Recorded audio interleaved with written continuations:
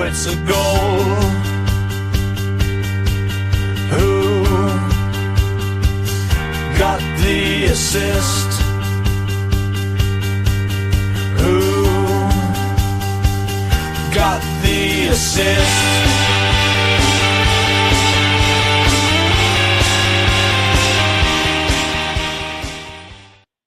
Hello everyone, hope you're all well. I'm just about recovered from a brilliant day out at FPL Meets last Saturday. Shame about the actual football, but there were loads of lovely folk from the rider community.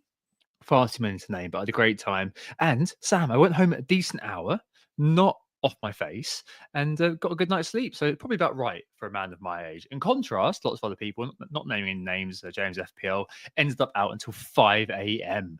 Shudder.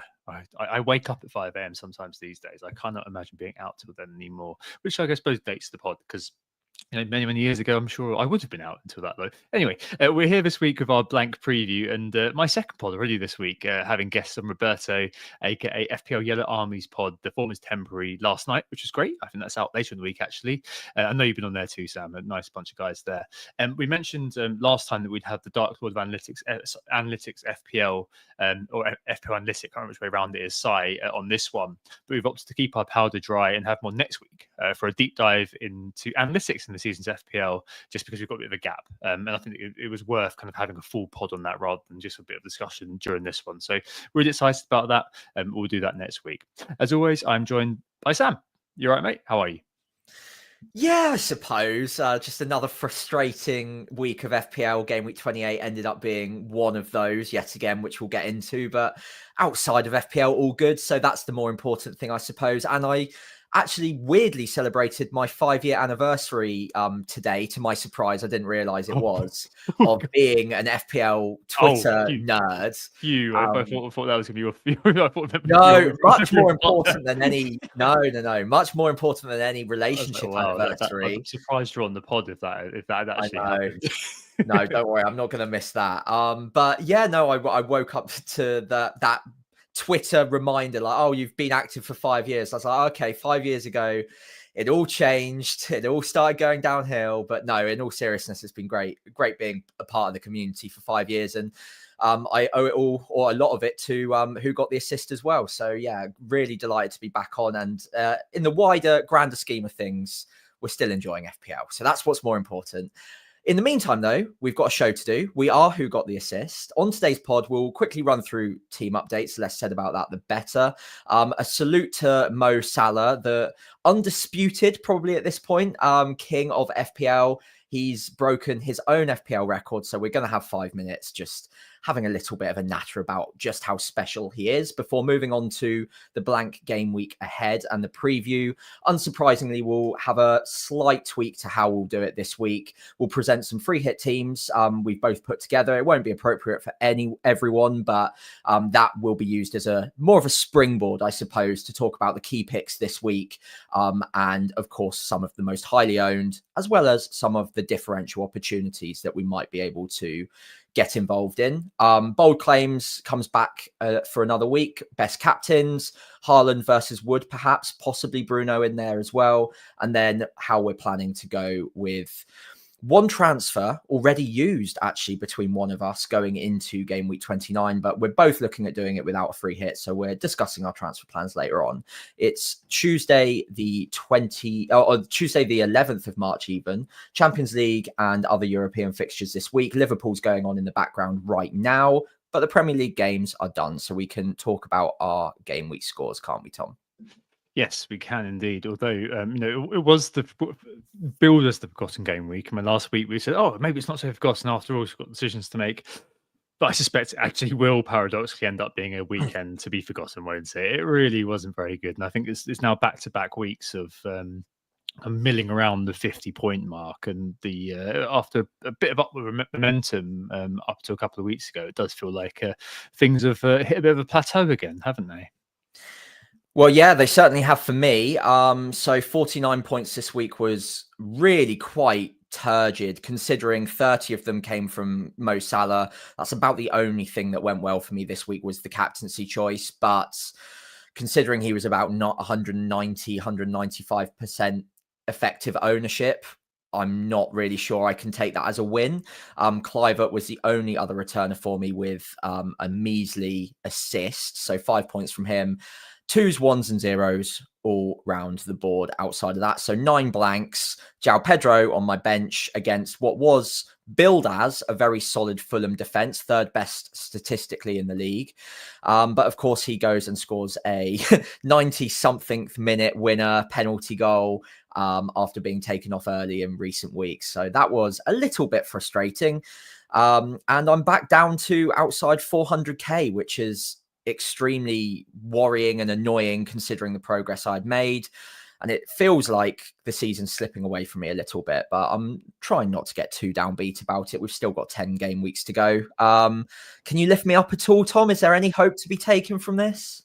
God, it really was one of those weeks, wasn't it? I mean, I think the only kind of positive is the slippage has been quite far, but to be fair, this week was a weird one, and last week was a weird one as well, just because it was death by 1,000 cuts again. Like we both said on the Sunday, didn't we? That like none of the rank threats of the Munoz was above 30%, but the top 5, 6 all returned. Whereas what were we looking at? Just a pile of appearance points. So even though it does look like kind of in terms of the overall numbers in terms of rank drop, like quite a long drop, I think in terms of the actual points, it's not that bad. Just because those threats were like really diminished by the fact that the ownership was so low. It was just the fact that you didn't have anything, and I didn't have anything indeed to compete against that, and that's what really sucked this week. And obviously, having João Pedro on your bench, like you had absolutely no reason to contemplate playing him with the team that you had. So it's just one of those. I know you're not bothered by bench points anyway, and it's one of those things that just you take on the chin and move on. I had a very similar week to you, just pretty much all appearance. Like if live FPL says that your star player is David Raya with 3 points, you know what kind of week you've had. Put it that way. Dreadful 52 points. Down from just outside, top at 200k to kind of 280k ish now. There's a last minute sort of hoo-ha with Marmouche. I think it was kind of 2 or 3 minutes. You texted me, didn't you, just before deadline, that Marmouche wasn't playing according to some kind of sources on X. So I kind of my toddler was trying to get my phone out of my hand the whole time, so I literally didn't have much time at all. I just kind of threw Dango on, and that was it. That's all I could possibly get. That's all I could possibly do. And I thought afterwards, I should have put Kirkes on. And I kind of was really hoping that Spurs would score at least 1 and 2. I mean, just to make it kind of a little bit better, just because obviously that would have been nice to have the extra kind of 3 or 4 points from him this week, as opposed to Dango's 1. But hey ho, it wasn't the 14 pointer that he was kind of projected to be on at one point. I think it was on 2 bonus at half time and was looking pretty good value. So yeah, bit of a rubbish week, down to 280k. But yeah, here we are. Just basically being saved again by Mohamed Salah, the Egyptian goat. I mean, there's not loads to say about Mo Salah that hasn't already been said in some way, shape, or form on this podcast throughout the years. Be it Nick, be it Lucy, be it Anthony, be it even Harry. Everyone has said what an amazing gift Mo Salah has been to us as fancy Premier League players. I remember him coming in at 9.0, all the naysaying. Brandon from Always Cheating was mentioned that he'd said initially that he'd be one of those players that was going to be forgotten, when he joined Liverpool. And I remember actually listening to that very pod that was kind of in the summer when me and Nick actually first started. And he came in at 9 million, and little did we know exactly what happened. We both started the season with him, I believe, for Salah. And it was just one of those kind of moments that, really... Yeah, he's just been with us the entire time, basically, WGTA. He's been kind of the guy in FPL. So I think, he contributes to me having a bit of a soft spot for Liverpool just from a fantasy football perspective. And he contributes to, so many of my FPL points, albeit, it's not been as successful as I'd liked it to have been over the last few years. But yeah, absolute legend, absolute machine, absolute monster. And I don't know, Sam, there's not too much to say really about Salah except kind of AWE, his impact on the Premier League and principally at FPL after shattering that points total this week. Yeah, I think you've summarised it very nicely there. He's been up there as one of the best FPL assets over the last decade for quite a while now, to be honest. And he's just locked it in this season more than ever. With Haaland joining the game a couple of seasons ago, I think there was a bit of worry, or I suppose speculation, that Salah might be dethroned at some point. But I think given that Haaland's obviously playing in a slightly different position as a striker, one less point for the goal, no clean sheet, it was always difficult for him to maintain that sort of scoring streak that could help him compete with Salah. Salah's got so much about his game from an FPL point of view that really it only really takes one return for him per week to get into the upper echelons past 200 points. And more so this season than ever before, he's actually been a bonus point monster. The way that the bonus point system has changed as well has benefited him more than ever this season. I think he's already far beyond any bonus point totals he's ever gotten before. And all of that combined means that he's probably going to notch up a total that is going to be pretty tough to ever be. It looks like 400s on the cards if rotation doesn't strike, if the league's all sewn up. We'll see about that. But either way, it's record breaking and it will be by quite some margin. And the only player that looks like he could be capable of breaking it at the moment in the future would be Haaland. Yeah. But again, like I said, I doubt he ever like gets so many goals that it makes up for the assists, the bonus points, the clean sheet points that Salah's able to collect alongside his goal tally. So I think Salah's going to be the undisputed GOAT of FPL for years and years to come yet, and I can't really see that changing. Yeah, and if like the scoring system changed, then I think that might be kind of the way in which you'd see someone supplant Salah. But yeah, it has been a one-off, a phenomenon, and it's been incredible. You're completely right that this year especially, his bonus uptake has been absolutely huge. Like, remember back in the old days, we used to say he was kind of a allergic to bonus almost because he kept missing lots of chances.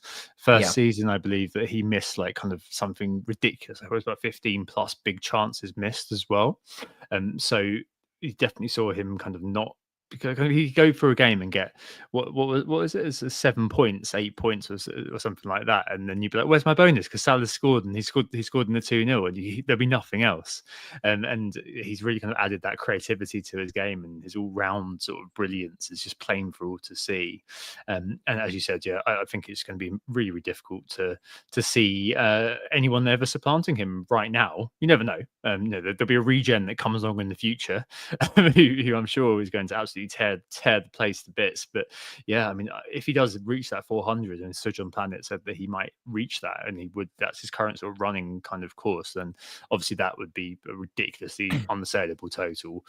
Favorite Salah memory? Do you have any? I mean, there are just so many. In fact, it's almost a testament to the man that there are so many goals and so many weeks where he's scored and he's been your captain that they all sort of blur into one, don't they?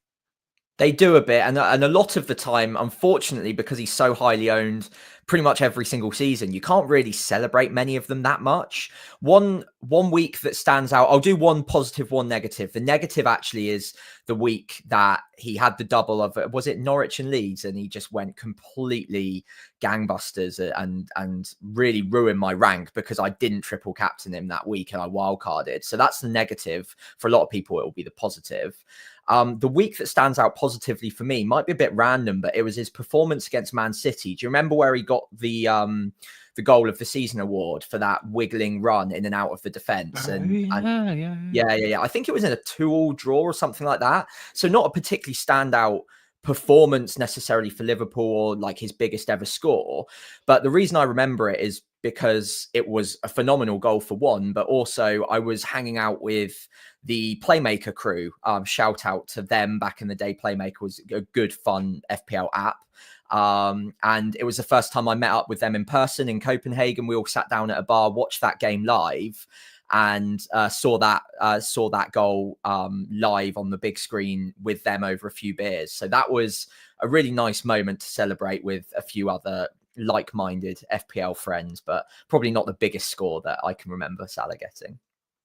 I mean, if you've listened to this pod since the very beginning, you will know that the first season of Who Got the Assist, I was being quite like really gambly because that's how I played a long time in the past, and I sold Salah just before he played Bournemouth at the away, and he's got a hat trick that week, and everyone sort of owned him. I can't remember what the reasoning was because as we were talking about kind of that being 2017, but that killed my season. Honestly, that's destroyed my season. There's nothing, and I made all the mistakes that you normally make. So all the classic ones. I took me ages to buy him back in, so I didn't want to admit my mistake and so on and so forth. I didn't want to just reverse that, which I should have done immediately. And of course, experience now tells me that's exactly what I would do if I was in the situation. But yeah, my stubbornness coupled with kind of feeling shame at the stupidity of selling him while everyone else was enjoying their hat trick from the captain, just destroyed my season. And I think I kind of learned the valuable lesson. I say that, but I'm sure I've made the same mistake over and over again. I'm thinking of you buying Darwin Nunez and selling Ollie Watkins, also thinking about selling Saka. Anyway, I won't go on about that. My favourite Salah memory was actually when I was taking a break from podcasting and taking a break from Who Got the Assist, taking a break from Twitter, everything.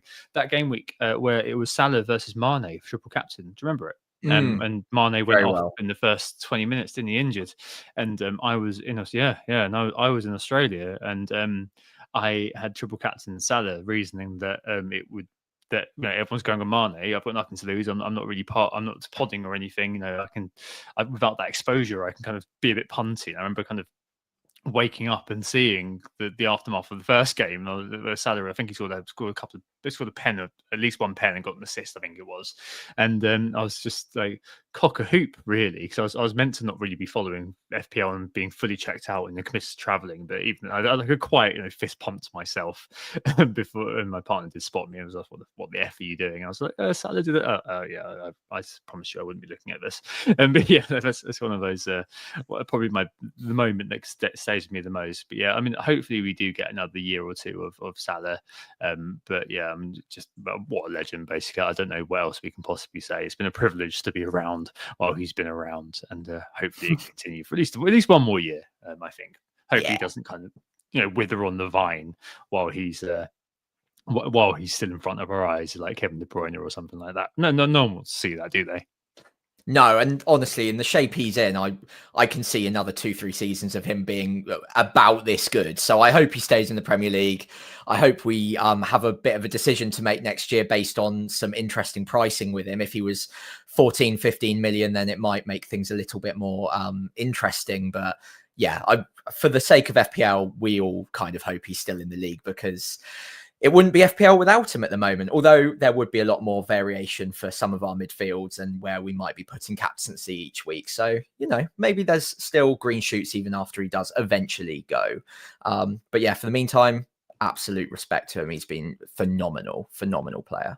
Yeah, I mean, what price next year? I mean, you're looking at him getting to 15, and if Haaland is kind of, just continues at his current rate for the rest of this year, you're looking at him being kind of 12.5. So it might be quite interesting that you end up with kind of the opposite gambit going on. People saying, "Oh, Salah's too expensive. I don't want that. I'm going to just he's getting old, blah blah blah." I think that could be really interesting as well, because they can't do anything except to shove him up to 15 next year. I cannot see them doing anything but that, despite the fact he would be getting older, etc., etc. So that'd be fascinating. It really will. But anyway, that's a discussion for 2020. Where are we now? 2026, 2025, 26? Yeah, we're not there yet. Right, okay. So this week is going to be just a preview of the blank, I think. And I know that's kind of quite another thing. We normally do deep dive, all that sort of thing. But right now, as you kind of rightly said to me earlier on, Sam, everyone's so laser focused on what's in front for obvious reasons that I think we're going to just have to do it. We will be doing kind of, obviously, as I said, next week, a deep dive into analytics. So, normal deeper stuff will come back into our zeitgeist next week, but this week it is the Gameweek preview. It is the knee-jerk best transfers, bold claims, and best captains, but with a bit of a twist. The knee-jerk this week is some free hit drafts, and I think it's something that we're going to just be discussing. Hopefully it will be quite entertaining. It's obviously not for everybody. We know that most engaged managers are in fact looking to run through FPL Gameweek 29. We both are. But our hope is that we use this as a way to springboard into a discussion on key assets for the game week ahead, even if we're just using transfers. And there's a few kind of bits and pieces we'll go into them. But before we reveal those, Sam, any sort of general sort of free hit advice or anything like that? I know that we're going to rehash this again at some point, but let's do it now, and then we can refer back to it in the future and just say, hey, you know, we spoke about this in Game Week 29, just to kind of say what we said then. Yeah, that sort of thing. Saves us time in future. Yeah, I suppose with any free hit, it's all about risk appetite. But because the free hit this season is likely to be used in a blank, there might be a few examples out there of a double game week free hit that you could attack it with. But if you're already committed, then I suppose in a way you're potentially using it defensively. But I wouldn't back away or shy away from making a couple of bold calls on it. You're only owning these players for one game week, and some of these fixtures this week are there to be attacked. So just because a player is highly owned amongst those of us not free hitting, that might be an opportunity for you. So don't shy away from those opportunities. Have a healthy balance, I suppose, between those that you believe are just genuinely good options, even if they are highly owned and likely to score the points. But yeah, don't be afraid to maybe go against a popular pick. And I guess the thing you have to be careful of is picking a player just because they're highly owned, not because you think that they're actually going to score points this week. There's a couple of good examples we'll come on to, and I don't think we've included either of them in our free hit drafts. No. But yeah, I think the fixtures are there to be attacked this week, and there's definitely some fun to be had. So yeah, don't shy away from looking past the highly owned players just to cover you off defensively. Yeah, I reach for the old sword versus shield thing on this one a little bit, and I think that, you know, I've done all types of free hits. I've done the all-out differential ones, which has fallen flat on its ass a couple of times. I've done the just pick basically what everyone else is picking ones, which again have been. I've got a green arrow out of it because you're fairly likely to. Back in the days of yore when the blanks, and I think maybe Game Week 34 would look like this. Back in the days of yore when we used to have 4 or 5 fixtures, and I was using the free hit in that. That was kind of just following that sort of general sort of template rule. I've got a decentish green hit and green arrow, and I suppose kind of the balance of something like maybe 7 or 8 of your players being kind of quite consistent, steady, maybe not players you'd have in your team already. So to kind of already name a name, Jared Bowen, for example, would be a player that maybe you think of including for your free hit on this time round, or Bruno Fernandes, a player you don't own. Jared Bowen, I think, is actually under 10% owned, so around 20% EO at the moment. So one of those. But in terms of the proper sort of crazy out there players, limit it to 1 or 2. I mean, last year I think it was Jota who I kind of threw in on my free hit, and then he came over 12 pointer, and that was kind of a huge differential for me. And in some ways, those points probably contributed to me getting the top 100k at the end of the year. So just don't get too carried away. Basically, the game week is there to be attacked. I think you're right in saying that, Sam. It's just kind of keeping that balance between balls to the wall and making sure that your picks are kind of still rooted in a modicum of sense, which will kind of come on to, especially when there's a few kind of individuals who are kind of floating around I've seen already in the zeitgeist and discussed last night as well, that maybe perhaps we need to kind of just slow down a bit, take a breath, and think, would I actually be looking at this guy? Yeah, otherwise. And just shout out as well, there's a very good video on FPL Pricey, Sam's channel, which I watched at lunchtime, which also goes through a free hit draft and explains the reasoning in a really, really nice way. So that's definitely worth watching as well. If you are on free hit, you want to go deeper on it, because we're going to, as we said at the beginning, use that as a bit of use the free hit as a bit of a springboard into discussing the main assets rather than majoring on the free hit itself, because we're trying to cater for everybody here as far as we possibly can. So let's look at the free hit drafts that we've put together. I think we just kind of read them out and kind of discuss them.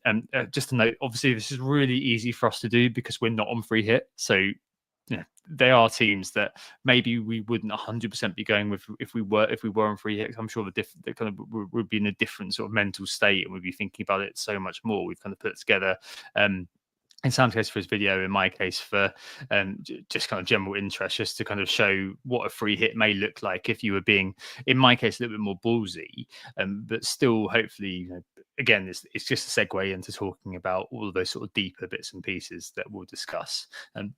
Both for an FPL team. They're both up on the YouTube if you're watching, but if you're listening, we'll go through kind of the 11 In terms of the bench as well, we'll kind of call out if there's anyone we particularly kind of have a 50-50. I know you've got like a dead heat between two players, Sam. So yeah, but I'm in a 3-4-3 in my one. I've thrown Sells in goal. Him and Neko for a double Forest defence. Gvardiol and Aït-Nouri make up the back line. I think that's kind of fairly standard. I think to have a one Forest, one Man City, and one and Aït-Nouri basically as your sole wolf. Cliver in midfield, no surprises there. Bowen, I just mentioned. Bruno Fernandes, and I'd have Garnacho actually. Discuss him in a little bit, but I think he could be a really interesting one this week. And up front, no surprises that Haaland has the armband. Chris Wood's in the team. And I've thrown Evan Nilsson in there actually. I've got Gabriel sat on the bench. I've got Kirk sat on the bench. I've just whatever midfielder. I put Madison in there, but whatever midfielder. It could have been Bumo to be honest, and maybe I could have thought about that a bit more. And then I've got Edison as the backup keeper, just because you might as well showboat, because this week, if you're free hitting, you've got no money worries whatsoever, unless you are putting in Cole Palmer. So yeah, that's my free hit, and yours is similar coverage, and there's obviously, I think, maybe adhering to what I just said in terms of having a decent sort of balance. We've got quite a few of the same kind of steady Eddie players, but in terms of kind of your famous edge pieces, Sam, you do have a few sort of different selections, don't you? Yeah, so I think the first thing to note is, without us even looking at each other's drafts, we've ended up on something relatively similar with a fair few number of consistent picks, which might indicate that the free hit is relatively simple to pick from this week. So not a bad week to free hit for if you're looking at it. My differences are I've gone with double Wolves defense rather than double Forest. So I've gone Jose Sarr in goal rather than Sells. The reason that I've gone with that is because I've watched Southampton and we are absolutely awful in front of goal. The fact that we scored against Liverpool is nothing more than dumb luck, honestly, and quite a mistake from Liverpool's back line. And we are the lowest scorers in the league, lowest XG in the league, and Wolves haven't been too shabby defensively. What I've actually done with the Wolves defence, because I do think it's there to be attacked, is I've put Jose Sarr in goal with Aït-Nouri in my back line, but I've also put Johnston in as my reserve keeper, just in case something were to happen to Sarr, and then I've still got that Wolves defense coverage as a double up, and I'm not using another Wolves player anywhere else. So thought that's quite a nice little thing that no one else is going to have, just in case of emergency. Johnston could come off the bench there. I do still have Nottingham Forest coverage in defence in the form of Milenkovic rather than Williams. Ipswich are very poor from set pieces, and I fancy him to get his head on the end of something. Although I'm not as confident, I guess, in the clean sheet as I would be with Wolves. So I've only gone with the single Nottingham Forest defender there rather than doubling up, because Ipswich do have a little bit about them going forward. And I do have a bit of a feeling that Delap could get something, for instance. So I'm not as confident, but I think it would be maybe foolish on a free hit not to include at least one of them. So Milenkovic is my guy. Gvardiol as well, much like you, Tom. I'm sure we'll come on to him in a bit. In midfield, I've gone with 5 rather than 4. Kluivert and Burmo does get a place, although I will agree to the idea that maybe he's one you might want to attack against. At the end of the day, for me, he's a 90-minute man on penalties, good data, so he stays for me. Bowen, much like you, same with Bruno Fernandes, who's arguably an outside captaincy shout, but rather than Garnacho, I've gone with Elanga, who I quite like the matchup against Ipswich. And then up top, I've got Haaland and Wood. So I've gone 3-5-2. But as you mentioned, it's a bit of a dead heat for me between starting Evan Nilsson, who is on my bench, or Elanga, who is in my starting lineup. So it's a pretty much 51-49 split between them at the moment. The reason I've gone with Elanga is because Evan Nilsson's working his way back up to full fitness and might get reduced minutes a little bit. Semenyo hasn't made it into either of our drafts, I think, because of the very slight inkling that there might be a bit of cramp or a hamstring injury potentially, but he's not a bad option. On my bench, I haven't used up the money that you have, because I'm fairly happy with my forward 8. But Evan Nilsson, Kirkes and Wan-Bissaka as that cheap 5th defender. 5.8 in the bank, so very easy to upgrade somewhere. Potentially a Foden, for instance, could be included over an Mbeumo as an alternative, which I was quite tempted to go with, but I've decided against it for now. Yeah, Paul in the chat's just mentioned Gibbs White. He was Mhm. definitely a player that I probably should put in for Madison. I actually shouted him last night as one of my differentials of this week. I do really like Gibbs White. I think he like so Forest. I think that just we might as well sort of start on this anyway, Sam. But it's probably one of those things that Forest third in the league, blah blah blah, doing really really well this year. Little known fact is that they're sit from bottom for Team XG this year. Well, maybe not little known, but hey, we've highlighted several times that obviously they are relying a lot on Christopher Wood's ability to conjure goals out of nothing this year. Gibbs White's actually second to Woods for goal involvement for the year gone by on the set pieces, and I think that he'd be like a good asset for this week as well. I probably would have put him in Madison actually if I kind of had longer to look at this than just my lunchtime while I was also watching you, so it's kind of like a bit of a multitask.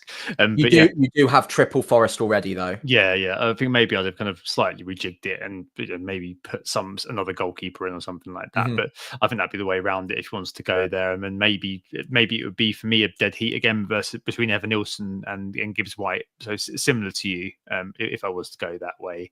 But yeah, I mean, in terms of just kind of overall, yeah, it was quite striking, isn't it, that we've got kind of basically the same coverage in defence. It's kind of a bit of a toss up between a Neko and a Milenkovic. Like, there's no reason for me to have Neko in other than some potential sort of clean sheet and you make a good point in terms of the Milenkovic attacking the attacking sort of upside, going for kind of similar players in the front line, except I've kind of gone for the punt of Garnacho, you've gone for the punt of Alanga, absolutely fine there, and the rest of it is absolutely identical, which I think in of itself shows that yes, there are kind of fixtures to be attacked this week, but it's also reassuring, I think, to a lot of people who aren't on free hit, because I'm guessing that in a lot of ways a lot of these players are going to be covered, aren't they? Or at least you're going to be thinking, well, on what is going to be a toss up. I mean, don't forget that like we're looking at everything. If you're looking at anything based on a one game week basis, the entire thing is just a toss up. You're a slave to variance this week, and you might be looking at this and thinking, well, actually, my pick for this week, be it say a Marmouche versus an Evan Nilsson, or a Mikalenko versus or a Gabriel versus a Milenkovic. Like, any of these players could be the one who does come through. It's kind of really sort of properly narrowed, focused in on 1 week. And Sam, I think there's, even though these free hits do look quite nice and mine's a little bit more risky than yours, perhaps, I don't look at it and think, oh, I'm absolutely screwed here with 11 men that I'm probably going to have this week on a hit. Maybe unlike kind of previous years where it has sort of felt like, oh, if I really need the stars to align for me to get through this with a green or at least a grey arrow. Yeah, agreed. And I think if you're on a free hit this week, you're obviously going to attack those fixtures as I suggested. But there are certain scenarios in which the fixtures that you are attacking just don't go the way that you predict. So maybe Brentford, Bournemouth doesn't have many goals in it. Maybe Ipswich and Southampton, as unlikely as it might seem, pull off something and make it a quite tough day at the office for Nottingham Forest and Wolves respectively. So it doesn't take a lot for the fixtures to kind of go against you, and therefore, because you're so heavily exposed to particular assets from particular teams, it only needs a couple of results to go against you to all of a sudden make the free hit not really that powerful. In the meantime, there will be some players that are going to have higher ownership amongst those of us who aren't free hitting. So the Gabriel and Arsenal defense generally, Palmer will still have some ownership overhanging. And then you've also got players like Fulham assets, for instance. So Robinson in the back line still will have some underlying effective ownership. Maybe a Raul Jimenez up top. Beto perhaps hasn't made it into either of our free hit drafts, but could easily get something, or a Pickford as well. Arguably could have been included on a free hit draft. We haven't, and I would suspect that's because we've both gone with Bowen and expect that clean sheet to be wiped. But if Pickford has a good day at the office, then he's relatively well owned at the moment, thanks to the overhang from game week 24 or 25. 24. And therefore, if he has a good day, Bowen might not. And again, that's something that could go against you. So I think if you're not on a free hit, it wouldn't be the craziest thing to come out with a green arrow and maybe bloody the nose of some free hitters. And that is obviously the risk that you take with any free hit. But in a blank where there are some highly owned players that you'll be going against, there is risk attached always. Yeah, no, absolutely. That's a really good point. And I think that's really interesting to just think about, because I think we've done this very early on in the week. And I think it is fair to say that in weeks where you've got, I suppose, the popular move is the free hit, which I don't think is this week, you would see, especially if there were kind of more fixtures blanking, you would see a template start to form and solidify towards the end of the week. I think that we do have a lot of similarity already within this, but as you said, as you've kind of inferred a couple of times, and you've kind of pointed out with me not having Bumo, there are going to be key emissions, however you spin it. And one way of looking at it is kind of, as you were kind of starting to go, the road you're starting to go down, which is like, okay, what are the kind of the effective ownership pitfalls that I'm missing out on? And one would be Pickford. There's no Gabriel in either of our drafts, and there's no Palmer in either of our drafts as well. I've already sold Palmer, spoiler, and I think that definitely a lot of people will be doing that if you are running through, because he's probably a very good way of getting to the big robot. So I think, just kind of pivoting onwards from this week in terms of the best transfers, we're going to be just kind of having a look at a collection of picks for the upcoming blank. So on if you're watching on YouTube, don't worry if you're not, we'll talk through the majority of these, but it's just a bit of a reference point. The usual, now we've looked at this for the last 3 weeks in some way, shape or form. Hey, you know what? It's one of those periods of FPL, a table which just shows players who are kind of salient blank game with 29 assets, their price, the fixture they've got, whether on penalties, the non-pen XGI in terms of involvement and their underlying, and whether they've under or overperformed over the last 6 game weeks on screen. And I mean, I just mentioned that neither of us have Palmer, Sam, and he is the biggest underperformer. It comes no surprise to anybody. This excluding the penalties over the last 6 game weeks, a massive minus 3.79 in terms of, I know, and it was absolutely shocking that the last time he returned was actually in game week 21. Which kind of takes us back to that midweek in January, the 14th of January. He got in the So that's the last time he scored. Last time he got a return was that was the last time he scored. Yeah, the last time we got a return was the 1st of February against West Ham. He got an assist in that game. But yeah, a player who's obviously completely off the boil, but probably one of the biggest kind of the exemplar, I guess, of what you were saying about taking a player on is the fact that free hitters, I think, will be probably almost definitely overlooking Palmer. And it seems to me, at least right now, that the movement in the community does seem to be as well to go against Palmer this week, remove Palmer this week. Second highest sold at the moment behind Hall, over 200,000 sales for Palmer. Not quite. Kind of Haaland isn't quite kind of the beneficiary of that. That's Bruno Fernandes with over 220,000 transfers in. But I know, Sam, the people I've been at least speaking to, or at least kind of the teams that I've seen, Dan said in the chat as well, who's thinking of doing kind of what I'm thinking of doing.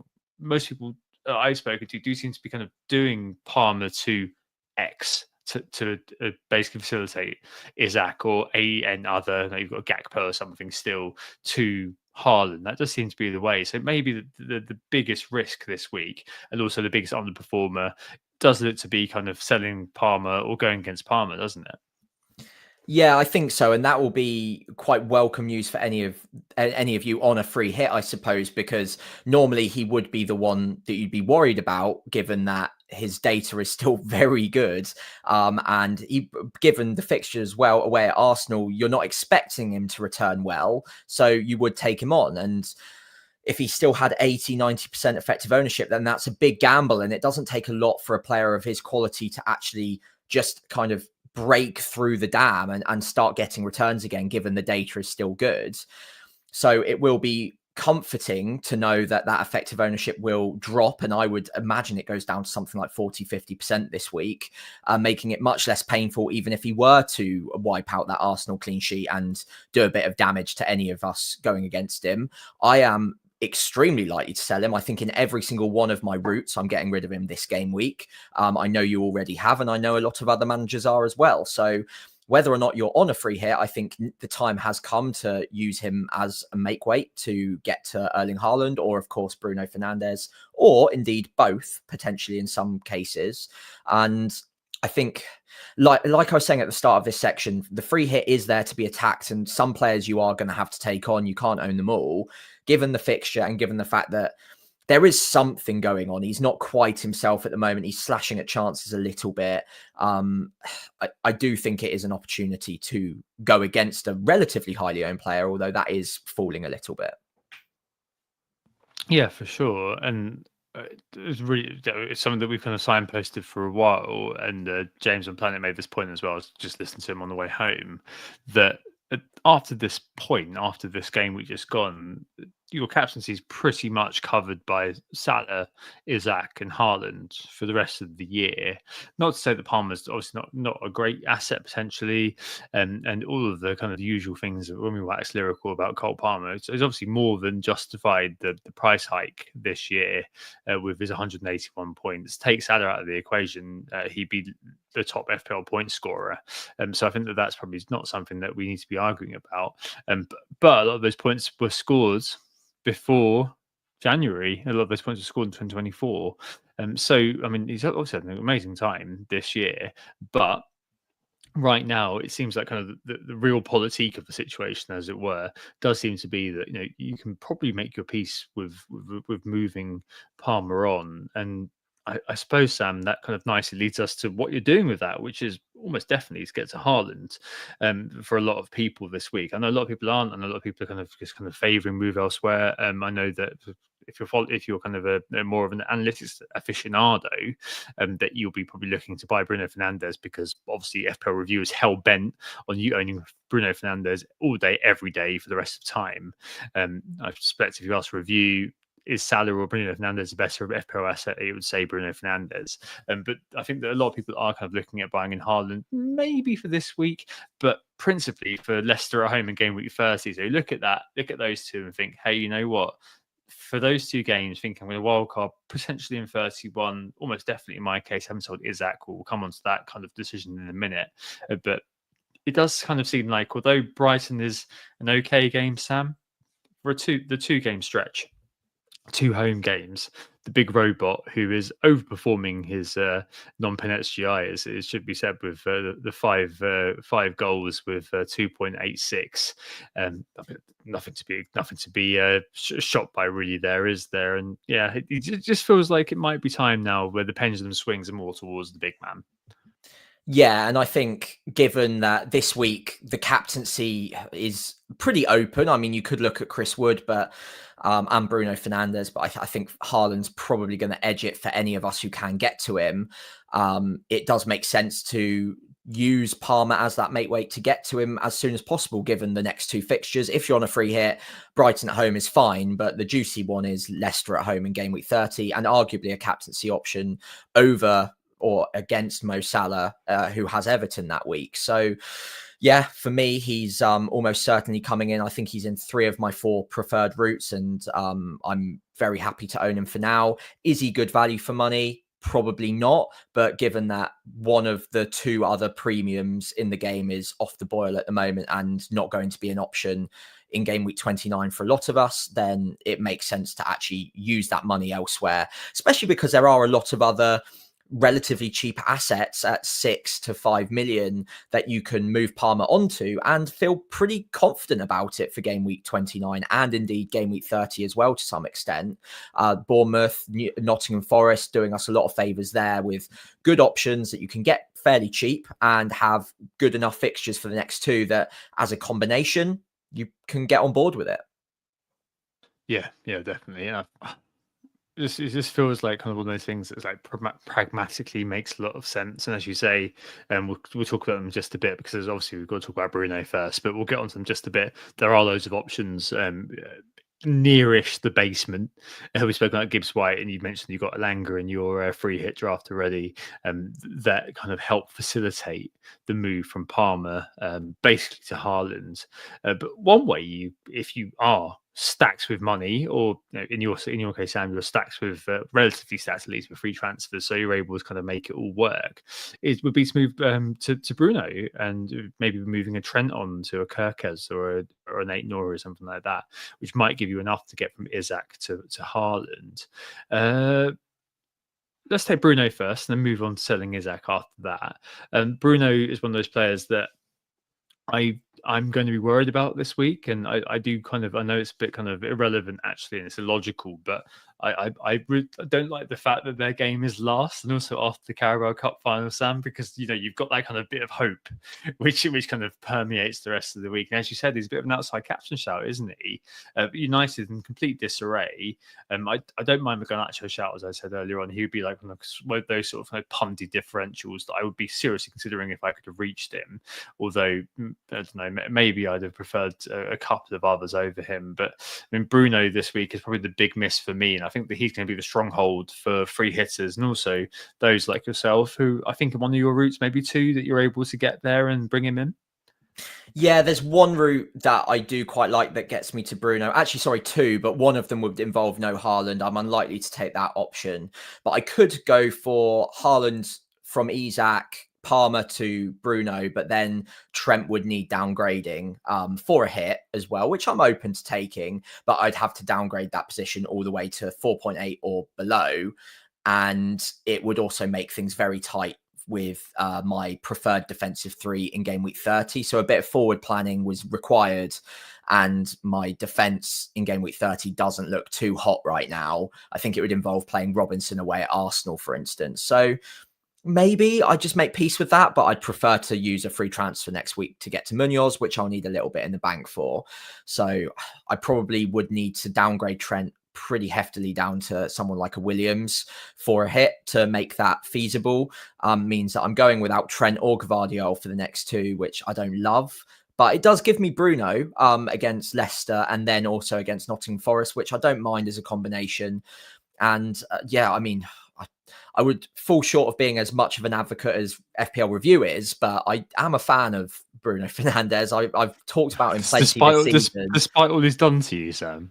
Well, yeah, but like starting the season with him, and yeah, but that's just timing, isn't it? He's still got the points this year. He always does. He always gets the returns, and when he returns, he usually gets the bonus as well because no one else in Man United is getting any goals or assists, so he usually gets all the bonus too. So look, I mean, he's been in pretty good form recently as well. He's leading the side, and as much as you say Man United in disarray, they've been, I would say, a little bit improved as of late. That performance in the second half against Arsenal wasn't too terrible. So yeah, I don't mind going there at all. It's just quite difficult strategically to squeeze in Haaland and Bruno unless you're on a free hit. Yeah, given how bad Leicester are as well, that feels like a bit of a slam dunk to me. In terms of buying, if you possibly can, they've actually, you'll be very, very happy to hear. They're actually very close to. They're very no, they're not. I thought they were a lot closer to Southampton than they are in terms of the XGA, but no, they're not. And yeah, still doing very badly. So yeah, definitely, I think that he is a bit of a slam dunk despite United. Yeah, maybe not being in disarray, and maybe there are green shoots there. And maybe all it took was putting a big tent over the stadium and making it look like Butlins. If you do look at the new stadium plan, do then Google what Butlins in Bognor Regis looks like and just compare the two. It's hilarious. Anyway, yes. So yeah, Bruno, I think that I'd be absolutely fine with that, and I do have a modicum of fear about him for the week ahead. And just to mention before we move on to some of the cheaper assets who could be kind of differentials this week.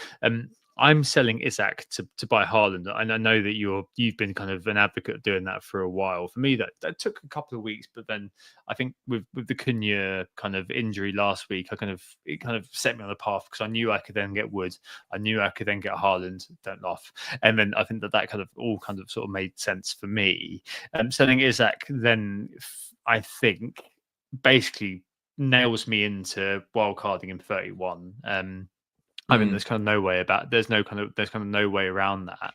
The main sort of thing that I don't think is too bad is that I think that the price overall is going to narrow a fair bit over the next week or so. Yeah. And I think that's going to probably make it slightly more palatable to be selling Isaac. And I don't think his ownership is fairly high still, which means there's going to have to be a lot of sales. But I mean, those sales are coming. And I think that by the time we get to the end of the week, he's on 160,000 sales at the moment. By the time we get to the end of the week, I think those sales are going to only multiply. So hopefully we'll see a couple of drops at least before we reach the deadline. Yeah, agreed. And like you said, I've been talking about it for a few weeks now. I just always had that feeling that the closer we got to game week 29, the more that maybe not fear, but FOMO, I guess, creeps in with Haaland, because he is obviously a very explosive asset with a decent fixture. He'll be talked about quite a lot. He'll be on all the thumbnails. He'll be a captaincy shout for a lot of people. And a lot of people have Isaac with no fixture, and I think that price starts to come down, a couple of price drops, and all of a sudden people are like, oh, I'm only losing 0.2, 0.3 if I get rid of him. That's not too bad to get back to. And it means that I gain my favorite captaincy shout for a lot of people, and then also have him against Leicester as well. So yeah, for me, it's made sense for a little while. I had a route mapped out for Haaland from Isaac for a while, and I intend on going through with that. And I think I lose 0.3 as it stands on Isaac, but I expect by the time I actually go to buy him back on wildcard for 31, it will hopefully be 0.2, possibly even 0.1 more than I sold him for. So yeah, hopefully not too painful, especially if I'm holding on to Salah, and if I intend on keeping Salah through a wildcard, that's where I've got a big chunk of the value. So I was kind of on board with getting rid of one of those two, and Isaac seems like the easier one to get rid of. And a bit like you, because Cunha's out, it opened up that route a little bit now to get Wood a different way and have Haaland as well. So yeah, I think it's a move that to me makes sense, and over the next two I expect it or hope for it to pay off. Yeah, definitely. I've given no thought whatsoever to selling Salah. I assume that's the same for you. One word answer. Yeah, no, for now, absolutely not for now. Yeah. I'm never going to rule it out completely on a wild card, because I haven't looked into it properly yet and haven't seen how budgets will be spread. But I'm holding on to him now because I intend not to get rid of him on a wild card if at all possible. So yeah, fingers crossed I won't have to, but I'll come up with that decision later on down the line, and I'm sure Simon's got some views on that as well that we'll talk to him about. Yeah, no, that'd be really good next week. That's for sure. I think it's one of the kind of the key things we're going to ask him about. So yeah, dig into that next week. Cool. All right. So I think let's move on to differentials a little bit. I think that there are a few players here that we're not going to cover necessarily. So we've mentioned Boomer already, Bowen, Woods. There's a bit of chat in the chat about Cliver. If you don't know him, I think that he's just one to get in, no brainer. The Brentford games looking goals friendly, and then you've got Ipswich in 30. Assuming you're going to wildcard sometime soon, but if not, I mean, the Bournemouth do you a decent favour up until game week 32, 33, and he's just so highly owned. Like this week, I think he's just a bit one of the standout midfielders other than Bruno. So I'd be buying him. And Marmoush, just one of those characters. I've discussed him already on this pod, that if you can get there and he's kind of an easy way in, maybe worth picking up. But very ex-lively. I don't think Foden did himself any favours against Forest, so I think Marmoush will be back in the team. And again, a bit of another one who's kind of potentially a bit short term, but him for the Brighton game, and then the Leicester game probably is no bad thing whatsoever. In terms of Palmery replacement, so starting with midfield in terms of the puntier areas, and there are a few players who are kind of bipping, to use a technical term, on the radar. And I think it depends obviously so much on what you've got. If you're in the upper echelons of money floating around, okay, if you can get Cliver, do. There's Gibbs White, who I mentioned earlier on, who's okay. You've got the I'll come back to why I called them this later, but the ghost wingers for Forest in Elanga and Hudson-Odoi. And then you're on to Savino, or Savio, as he's known in the game at City. Bellegarde, at Wolves, who's probably the pick of the bad bunch, Ranieri and Garnacho, who I mentioned earlier on, Sam. So quite a few players sort of in this mix.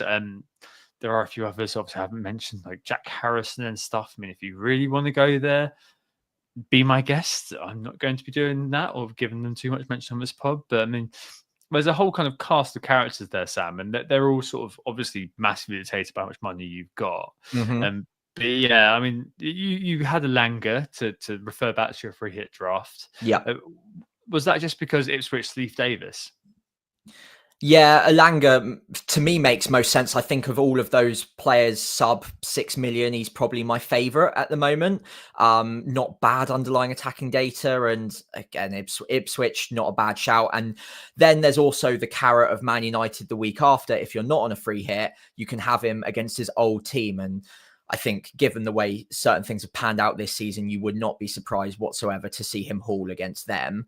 So I quite like the narrative factor for Alanga. I'm going to be really unfair though, because you told me to have a look at this graph earlier whilst I was quite busy at work, and I didn't think to add extra like little cheeky differentials in here, but I'll name 3 that aren't on here that if you're really feeling it, I think you might be able to steal a march. So Foden isn't on here, which I missed completely. That's my bad. I do agree with you that he didn't cover himself in glory in the most recent match, but he's got a great history against Brighton. I think he got a hat-trick not too long ago against them as well. And Pep, I think memory serves me right. He used to do this with Mahrez a lot, where he has his favourites for specific matches and specific matchups. And I feel like he uses Foden in a specific role next to Haaland against Brighton quite regularly. So I think he will play. And I like the upside there. And until recently, if I was free hitting, he would have been on my free hit draft. Yeah, Paul Jones in the chat has rightly said, feels like a week where Foden gets a hat-trick. I completely agree. Then 2 others that until recently I hadn't even considered. Tavernier as well, very low owned player, is now back and starting and has not quite displaced Dango, but I think as a 3 in behind Evan Nilsson is probably preferred. Again, will be extremely differential. And then finally, my favorite from earlier on this season, still coming up with great underlying data of over 0.5 XGI per 90, is Yankuba Minte. Yes, it's against Man City, but I kind of fancy Brighton to get in behind that City side a little bit. And Gvardiol is on both of our free hit drafts, but would I be surprised if Brighton get in behind and Minte springs that trap? Not at all. So yeah, that might be another differential to throw in the mix as a very interesting little edge piece that you can have on a free hit draft. Or if you want to challenge it for a couple of weeks, then feel free to bring in as a transfer. No, I really like Minte, actually. That's a good shout.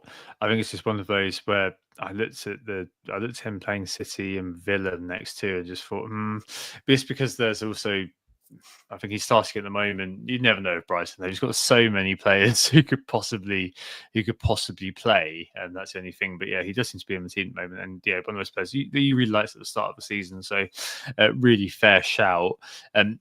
In kind of, I really wanted, if I was going to go for one in kind of the sub Bowen sort of area, it was very, if I was able to get a Savinho or a Gibbs White, I think I'd be really thinking about one of those 2. Savinho obviously has the kind of less X-mins, but has been kind of ticking on quite nicely. He and Haaland seem to have a decent sort of understanding, unlike his and Doku's. And Gibbs White, as I said earlier on, does seem to have that sort of just be this kind of creative fulcrum for Forest, even though it's not the most creative team you ever seen in your life. But I wasn't able to do that. Don't have any space for a Bournemouth player because I've still got Dango who'd be sitting around for me for the next couple of weeks. So I was really kind of corralled into thinking, right, okay, I've got to go cheap. And literally it came down to Hudson-Odoi, Elanga and Bellegarde, I suppose. I really like Manetzi. He was the one that I was like kind of half scouting at FPL meets, but he went off injured at half time, so I couldn't buy him. And then Bellegarde was one who came in at Wolves. I spoke to Dan and FPL Black Wolf about kind of Wolves and midfielders. He was saying, yeah, Bellegarde's probably the one if you want to go for it, just try to spike some variance. But we've got so many players who could possibly play, but it looks like Bellegarde will play. Had a decent assist as well from Minetti. So I kind of just thought, you know what, right, you've got for Forest, you've got Ipswich next, and then you've got Man United at home in game week 30. It was between Hudson-Odoi and Elanga, and it was very much vibes. Yeah, the data probably does favour Elanga. He's definitely got the goal involvement kind of side going on. Hudson-Odoi is very much kind of just basically taking shots, and that's all Hudson-Odoi is. But on a 2-week basis, I kind of felt, you know what, right? He scored 2 goals in 3 games. One of those players, it could be just one of those things that's confidence, but I mean, it's really who you vibe with this week. If you're looking at a player of that price, Waneri was kind of the one that I was really thinking all along. Yeah, I'd throw him in, but him coming off pre-60 for Martinelli against Man United has thoroughly put me off, unfortunately, in Ranieri. Obviously, fine for the price, but this week where I need bodies, it was essentially between Hudson-Odoi and Elanga, and I was vibing with Hudson-Odoi just that bit more. So he's ended up in my team. I did have, I couldn't tell that there was this data. There was also FL Review did put them kind of both at basically a coin flip in terms of the expected points. I looked at kind of the stats from data for post for like finishing skill effectively, and Hudson-Odoi came out slightly on top of Elanga. But overall, it's just one of those players I quite like. Hudson-Odoi. He's quite direct. The underlying data isn't there for him. It's not really there for Elanga at all, actually, this season, if you look through it.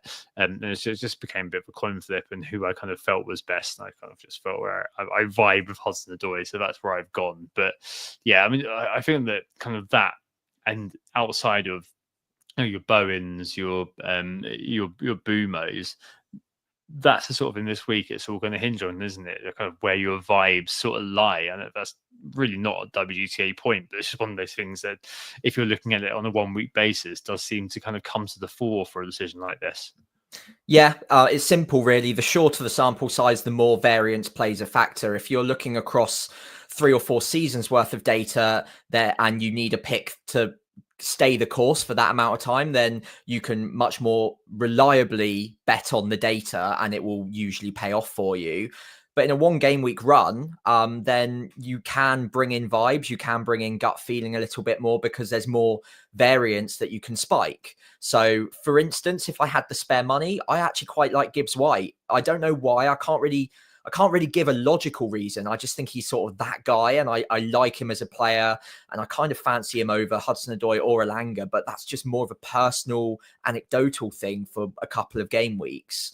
The same goes for like a Minte or a Foden. I've just got a bit of a gut feeling about them. I can't really get to Foden.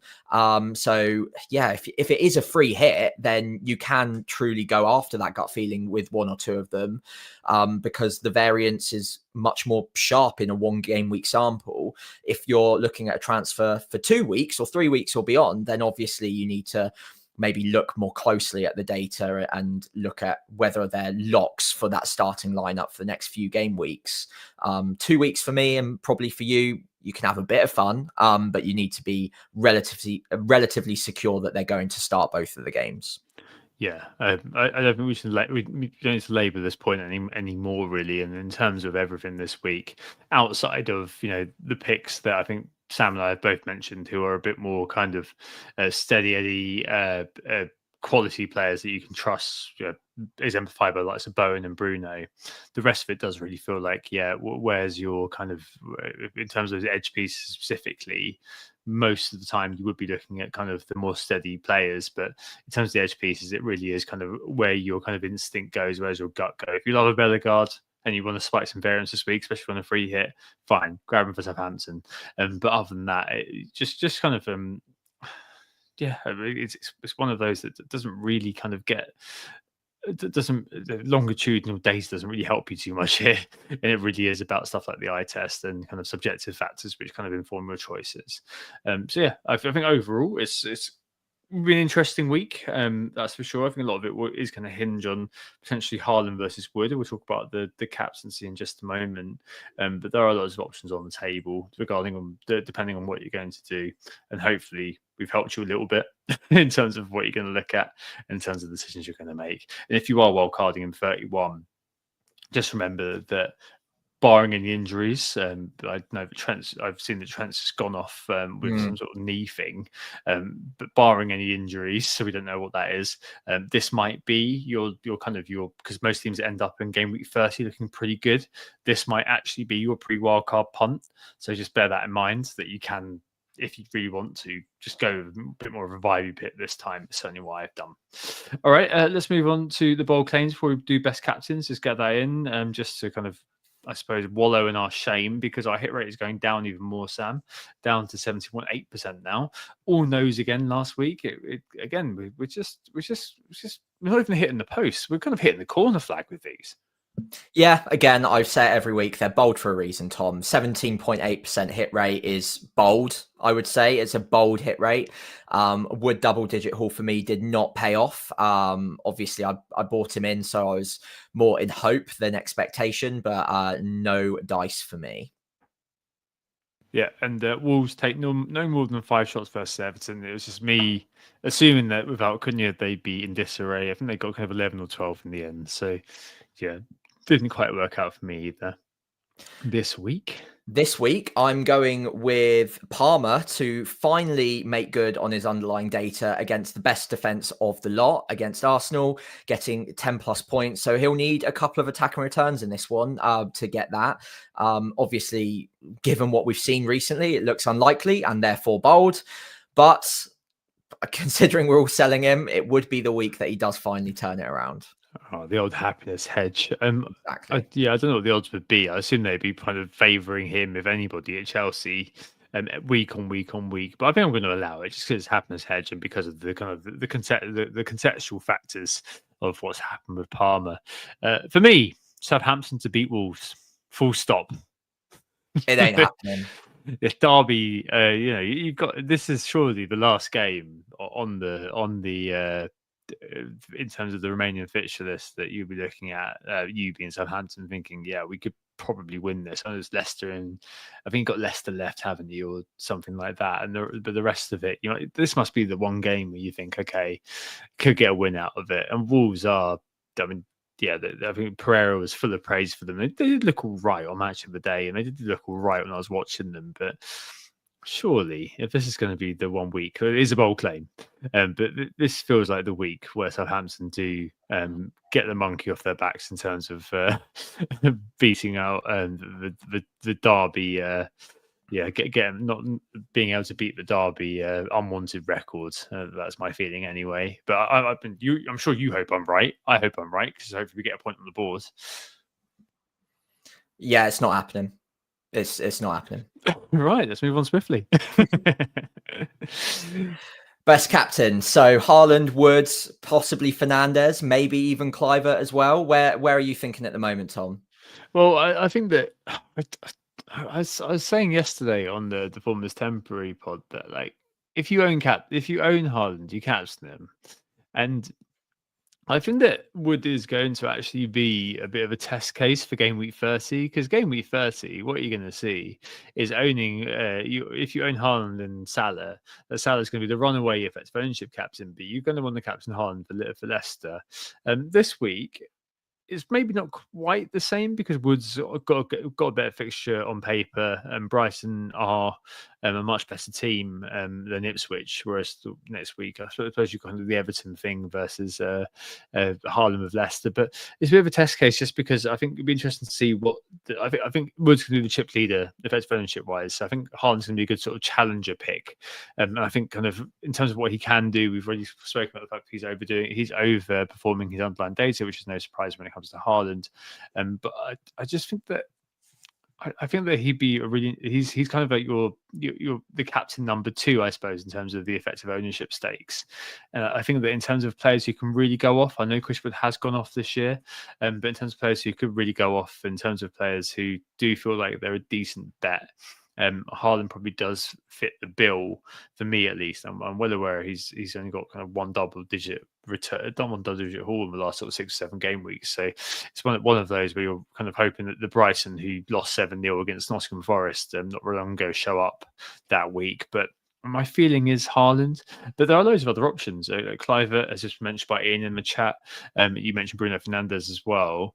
All players who I would feasibly consider. Like, I did have a plan, one route before I kind of inadvertently was committed to this one through Cunha being injured, where this week I'd be taking it on with Bruno Fernandes as the captain, and I'd been fine with that. So yeah, max variance, as you sort of noticed earlier on, but it feels like kind of going with Haaland does, if things hadn't happened how they have transpired with City this year, a home game for Haaland would be a game that none of us would be kind of basking an eyelid at captaining a player in that, and we wouldn't be kind of thinking, I'm going to take him on. And that's something that maybe is in mind for me, even though, I'm mindful that contexts do change.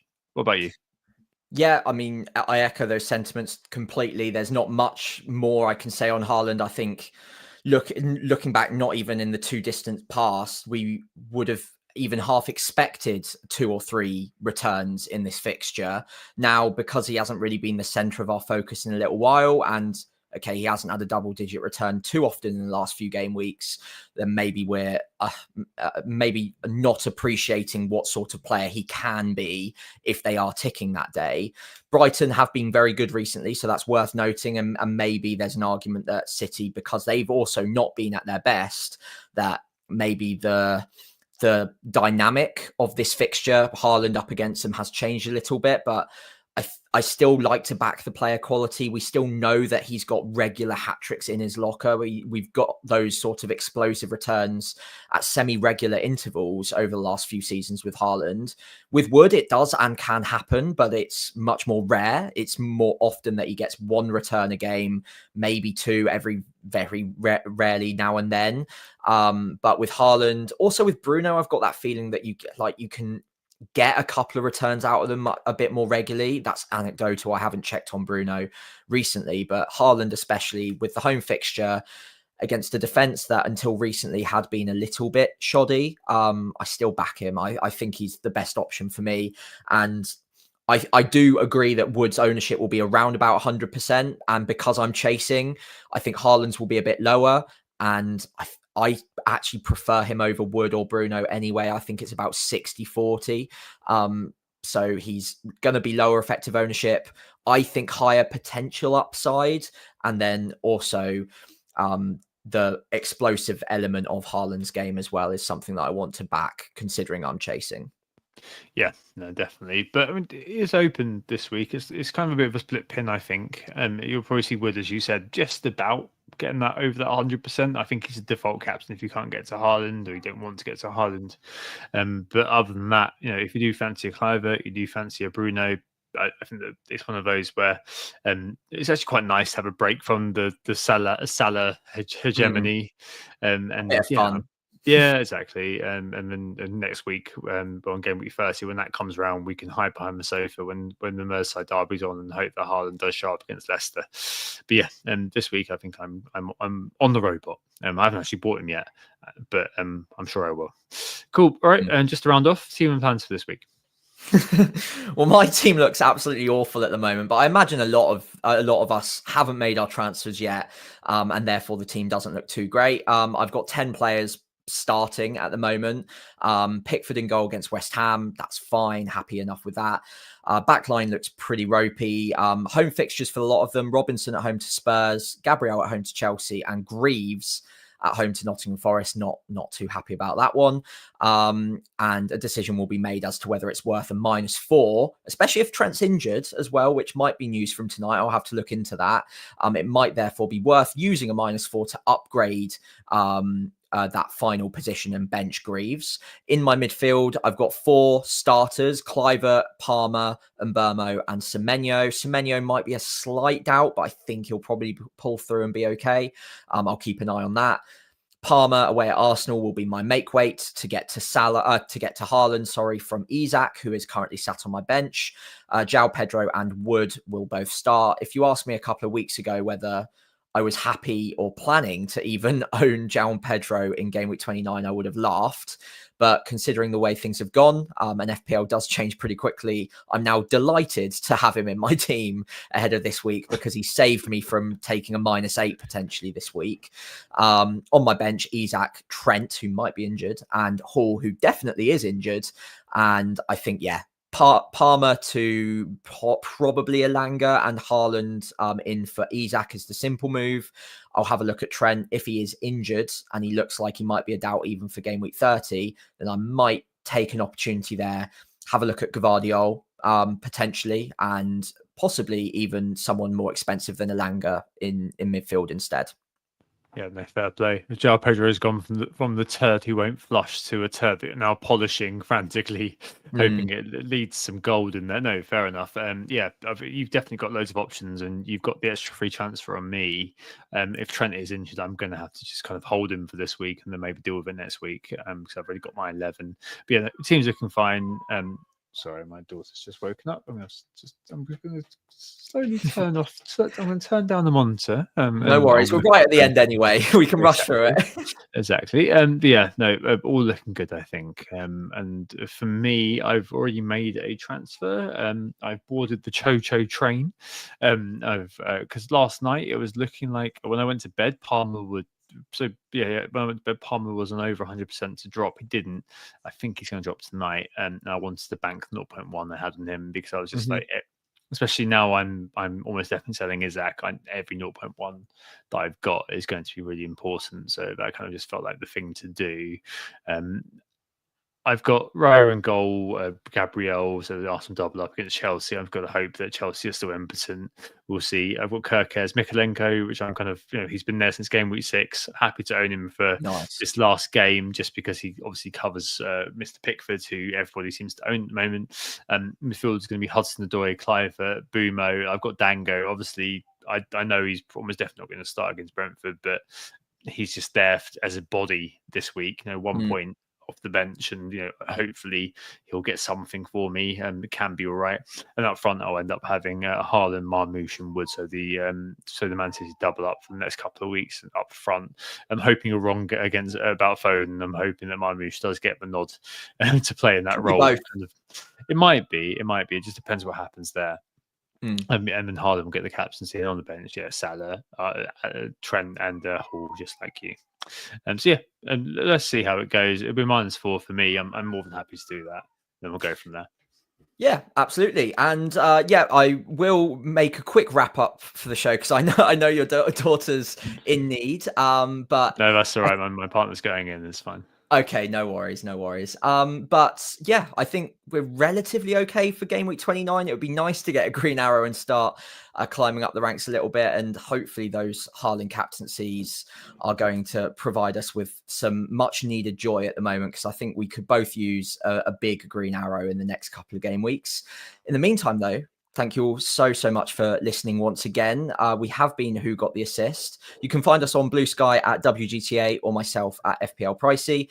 On Twitter, X at WGTA_FPL or FPL Pricey on there. And Instagram or Threads at WGTA.FPL, FPL Pricey on there as well. If you did enjoy the pod, if you could leave a 5-star rating wherever you're listening, give us a follow on those aforementioned social channels.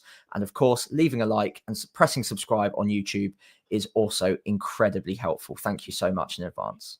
Yep, thank you, everybody. I hope you think about the blank game week. I thought that this pod wouldn't be too long, but we seem to have managed to end up at our usual sort of 1 hour 20-ish somehow.